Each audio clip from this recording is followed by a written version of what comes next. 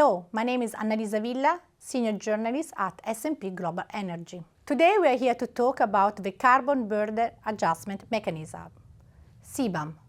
CBAM is the European Union tools to put a carbon price on certain imports, including iron and steel, so that producers outside Europe face a similar carbon cost to the one operating inside the bloc. In essence, it extends the logic of the EU domestic carbon market, the emission trading system, ETS, to goods crossing its borders. What does it mean specifically? If a metric ton of steel produced in Europe is covered by the ETS, imported steel will be charged for the emission embedded in its production.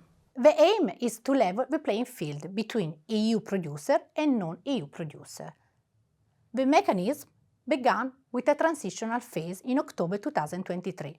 After this transition phase, from this year, importers will need to purchase CBAM certificates starting in February 2027 to cover goods brought into the EU during 2026, aligning import costs with the carbon price paid by domestic producers under the EU ETS. The price will reflect the average of the EU ETS action, clearing price during the first quarter of 2026. As CBAM will start to enter in force, the free carbon allowances granted to the EU industry will be gradually phased out through 2034. Under ETS, European steelmakers have long depended on free allowances to cushion them from international competition. As these are withdrawn, CBAM is supposed to provide protection, but this trade-off has been contested by some business groups, which have asked the Commission to slow or rethinking the removal of free allowances, arguing that the cost squeeze risks undermining the competitiveness as CBAM ramps up. Due to the geopolitical situation, in particular this last war between the US and Israel against Iran and all its higher costs associated, this particular aspect has been stressed out with market sources and now expected that the 2034 final date could be extended. Although it is unlikely that this will be clear before May, due to the legislation process needed. So CBAM is very relevant for steel, not only because mills historically received many free emissions allowances, but also because steel is traded very much internationally, making at risk of carbon leakage. The EU imports around 30 million tons of steel per year, with imports that accounts for around 27% of the EU steel consumption. And steel globally is responsible for 7 to 9% of total CO2 emission. The complexity of CBAM for the steel industry is mainly because steel is produced with different routes. The blast furnace route, the more traditional one, that emits about 2.3 tons of CO2 per ton of steel, as it uses coals and iron ore. Then there is the DRI route, where iron ore is reduced using natural gas or hydrogen and melted in electrical furnace with emission depending on reduced agents, and it is between 1.4 to 0.4. And the EF production, which mainly melts scrap and emits much less. So the EU CBAM benchmarks are differentiated therefore by 3 production routes, reflecting their emission profile.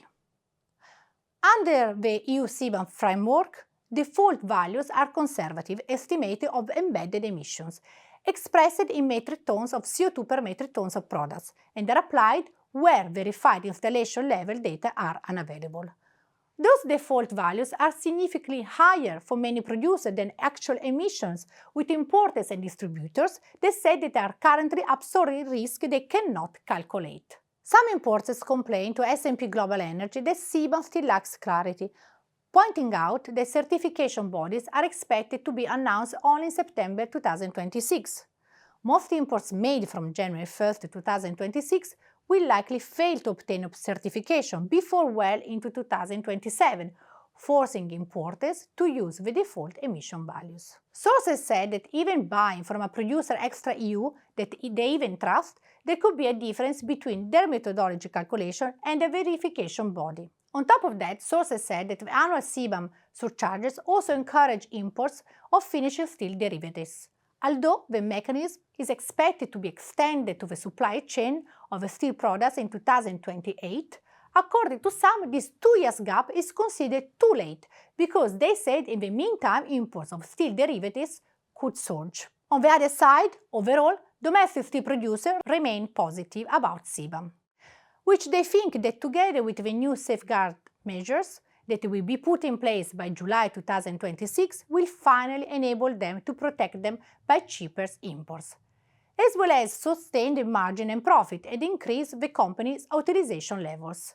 Last year, the production capacity of the European steelmakers were around 65%, well below the 885 threshold considered economically viable. So CBAM, conceived as an environmental tool to prevent carbon leakage, is viewed by some in the industry as an increasingly complex trade defense instrument, with different consequences depending on whether it is from importers or European steel producers' perspective. But from whatever angle you look at, talking to industry and commission sources reveals one certainty: CBAM is not going away, and market participants should be prepared. Thank you for watching. For more energy content, stay tuned to S&P Global Energy Red Thread.